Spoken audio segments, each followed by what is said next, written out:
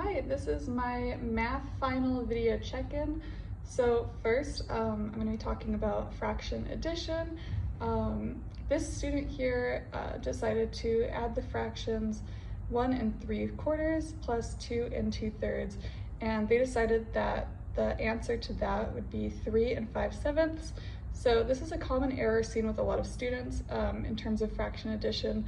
There is confusion around what the whole is. So oftentimes students will add both the numerators together, so like 3 plus 2, and then both denominators together, 4 plus 3.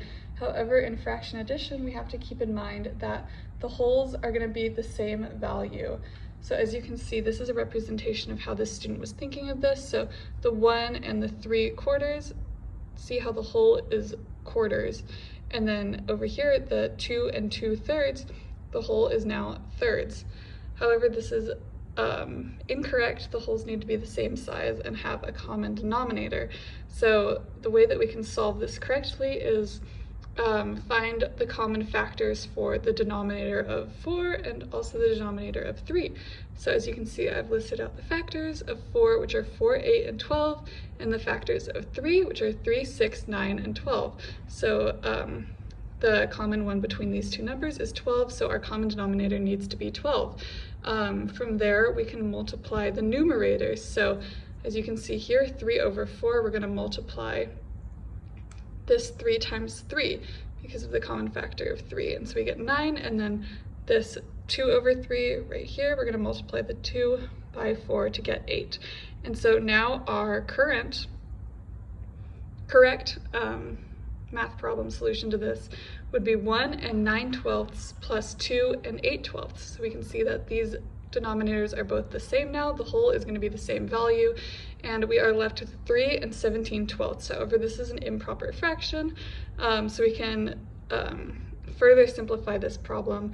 Here's an illustration to show our work. So this is going to show the 1 3/4, so 1 being the whole, so this is 12 out of 12ths plus 9/12, and then these are 2 more wholes, so 1, 2, 3 plus 8 over 12.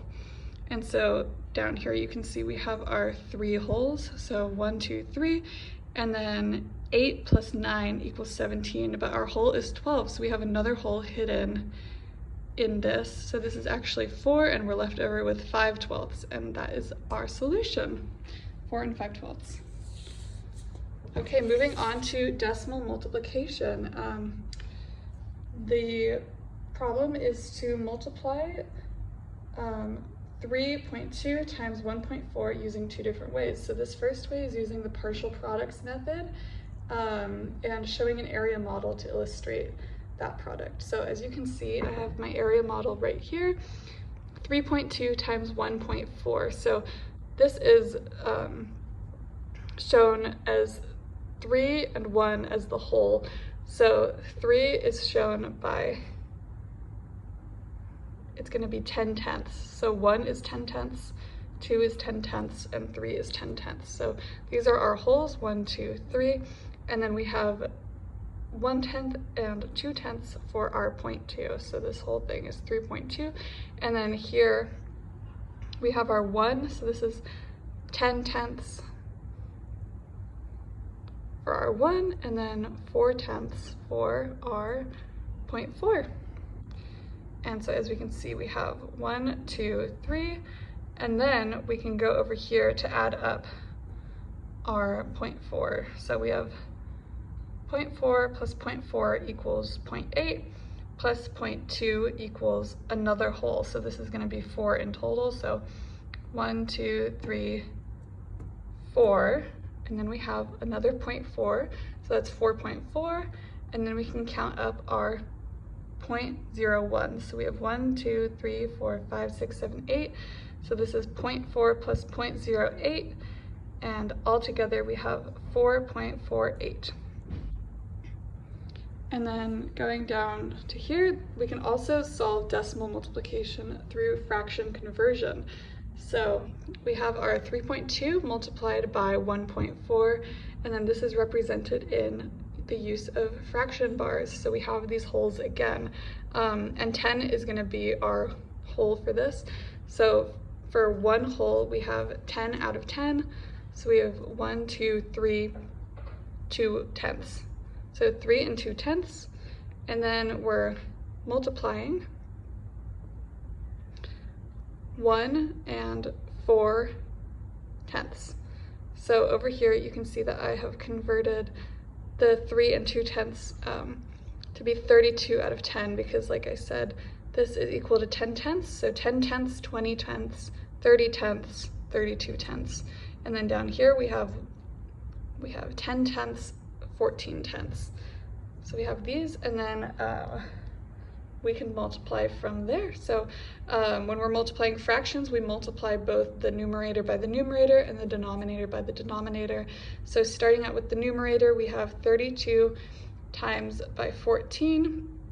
So as you can see, we can just do cross multiplication. So we have the 4 times the 2 is 8, and then 4 times 3 is 12, and then we add our 0 in here as a place value.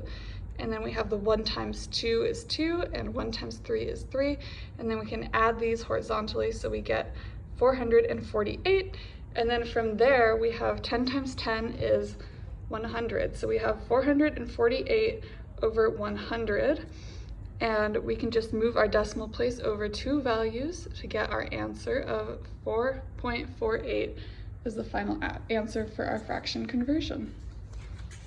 Okay, for our last problem, this is dealing with geometry, and this is just describing 2 different ways to find the area of the following shape. So this shape is a parallelogram, and there are 2 different ways to kind of find the area of this shape.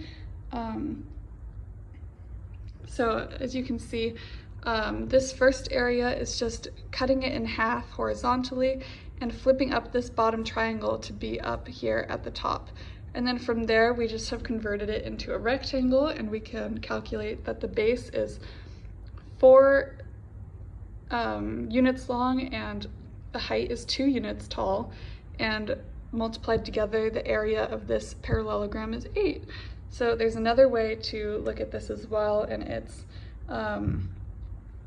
cutting off the top triangles here and flipping them over to also create that same rectangle, and 4 times 2 is 8. And the way that this works is by just converting it into a simpler shape, we're able to make more sense of how to find the area of that shape. It's a lot easier to find the area of a rectangle than the area of a parallelogram.